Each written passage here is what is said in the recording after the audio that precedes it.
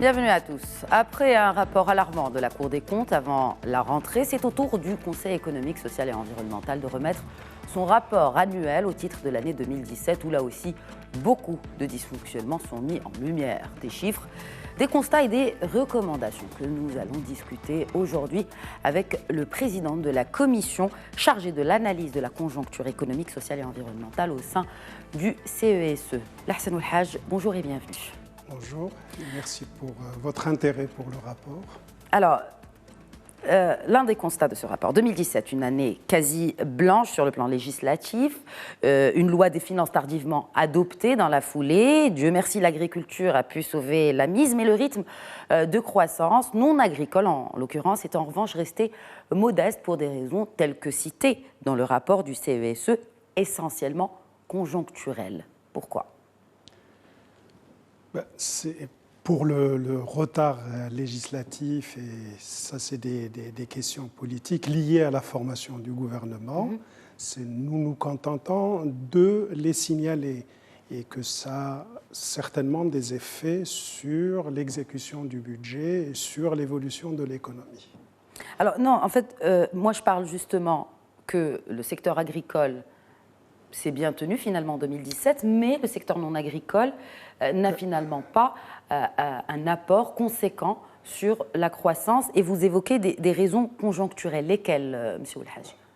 Oui, alors le secteur non agricole, c'est-à-dire l'industrie et les services, connaissent une croissance assez modérée, peut-être qui a légèrement baissé par rapport au début de ce siècle, entre 2000 et 2010. Mais on constate à partir de 2016-2017 une légère reprise au niveau de l'industrie. Quant aux services, c'est eux qui portent la croissance des secteurs non agricoles. Alors, pour l'agriculture, là, ça dépend malheureusement de la pluie, de sa régularité, de sa quantité. Quand on a une bonne année agricole, ça tire le PIB vers le haut de manière générale. Et quand la campagne agricole est faible, ça tire vers le bas. Mais toujours est-il que nous n'avons pas connu de récession, c'est-à-dire de baisse du produit intérieur brut depuis 1998. Il y a toujours eu une croissance légère ou assez conséquente, c'est-à-dire qu'on a eu une croissance de 4,1% en moyenne annuelle pendant la première période de ce siècle, et ensuite il y a un tassement depuis 2010 et on est autour de 3,3% en moyenne. Et ça peut tomber jusqu'à 1,6% si l'agriculture ne se porte pas bien. 1,2% en 2016 à cause de la mauvaise année agricole.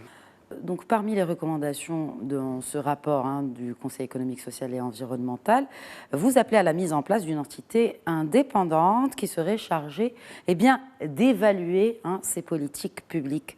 La Cour des comptes ne remplit-elle pas finalement ce rôle, M. Oulhaj ? Alors, la Cour des comptes a ses attributions, mais nous faisons, nous, allusion à la vérification de la cohérence des politiques publiques et à l'évaluation économique des lois.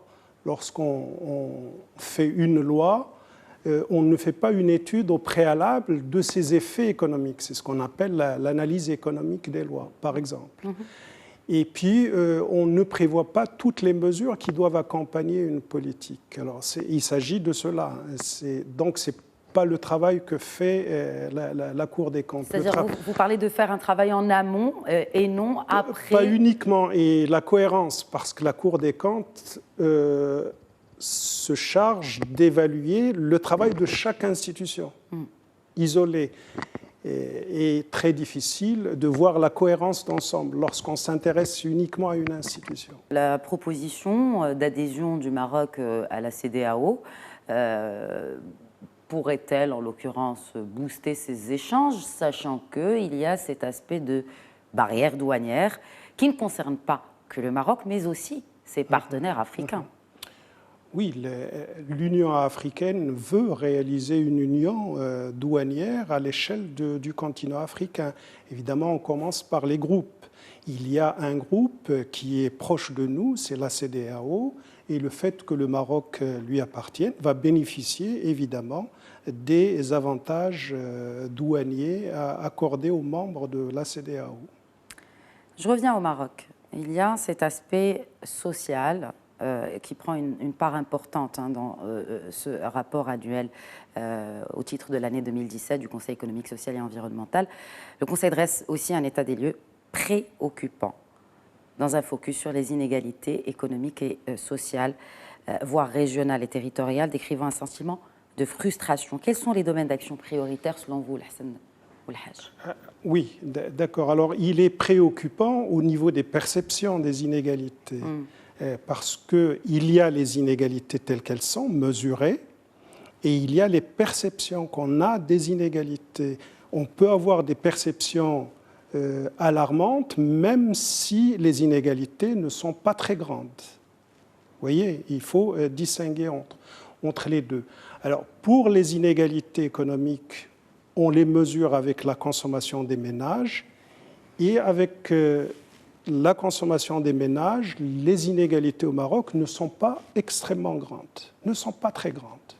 Les inégalités en Amérique du Sud sont beaucoup plus importantes. Le Brésil avait 0,70 comme indice de Gini, même s'il a mené une politique sociale de redistribution qui a réduit ces inégalités. L'Afrique du Sud a des niveaux d'indices extrêmement élevés aussi, et tous les pays de l'Amérique du Sud.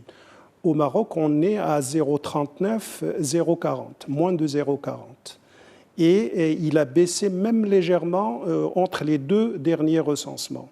Donc les inégalités ne sont pas très grandes. Au Portugal, par exemple, c'est 0,44. Donc c'est plus élevé. Et normalement, lorsqu'un pays est plus développé, les inégalités y sont réduites, moins élevées, les inégalités dans les pays développés. Évidemment, ça dépend de la culture de chaque pays, etc.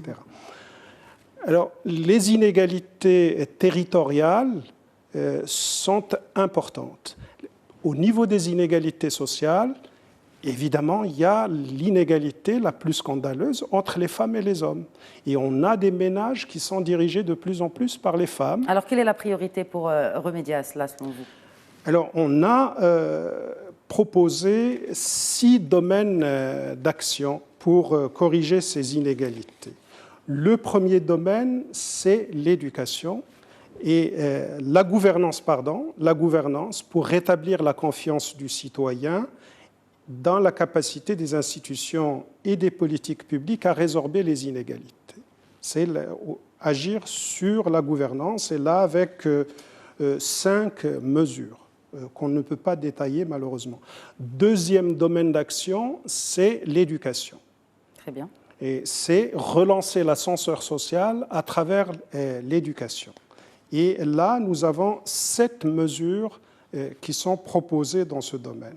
Troisième domaine d'action, c'est un système de redistribution et de protection sociale plus équitable et plus solidaire. Et là, nous avons 4 mesures détaillées. Quatrième domaine d'action, c'est l'égalité entre les hommes et les femmes. Et là, pour une participation effective de la femme dans la vie économique, sociale, politique et culturelle, et avec une série de mesures. 6 mesures sont prévues à ce niveau-là. Et cinquième domaine, c'est la réduction des disparités territoriales entre les régions et à l'intérieur des régions entre les différentes communes. Il ne s'agit pas d'arriver à l'égalisation des régions et des communes, ça n'existe nulle part dans le monde, mais il y a des régions qui sont pauvres, très pauvres, et il y a des régions qui sont à un niveau moyennement, nationalement, assez élevé. Rabat, Casablanca, Laayoune sont à un niveau élevé. Azilal, Khnifra sont au niveau le plus bas, par exemple.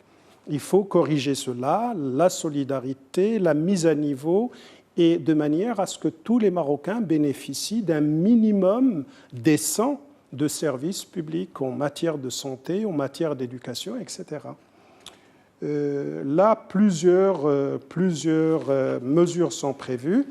Dernier domaine, ça c'est un domaine institutionnel, c'est l'appareillage de mesures des inégalités pour suivre les inégalités. Parce que, comme j'ai dit tout à l'heure, on mesure les inégalités à travers les résultats des enquêtes sur la consommation des ménages. Nous n'avons pas suffisamment d'informations sur la répartition des revenus.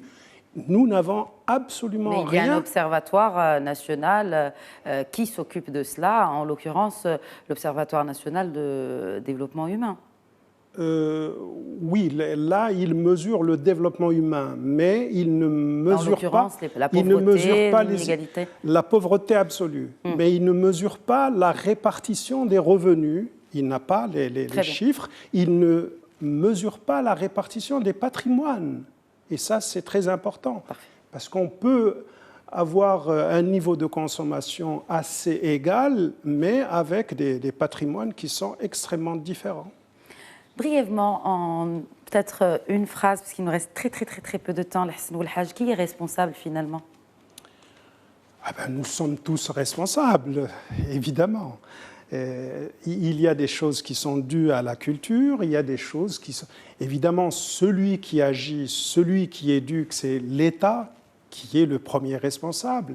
Et l'État, c'est quelque chose d'abstrait, ça comprend plusieurs institutions. Il s'agit de mettre en œuvre des stratégies lorsqu'on les conçoit, parce qu'on se contente souvent de déclarations sans mesure d'accompagnement. Et puis, il faut que les politiques des différents secteurs soient cohérentes. Sinon, il y a une mesure qui annule l'autre et donc ça n'avance pas. Lahsen Ouelhadj, merci beaucoup en tout cas pour l'ensemble de vos éclairages et votre intervention sur le plateau de Média TV. Merci à vous. Merci à tous de nous avoir suivis. L'information se poursuit sur votre chaîne Média TV ainsi que sur votre site www.mediatv.com.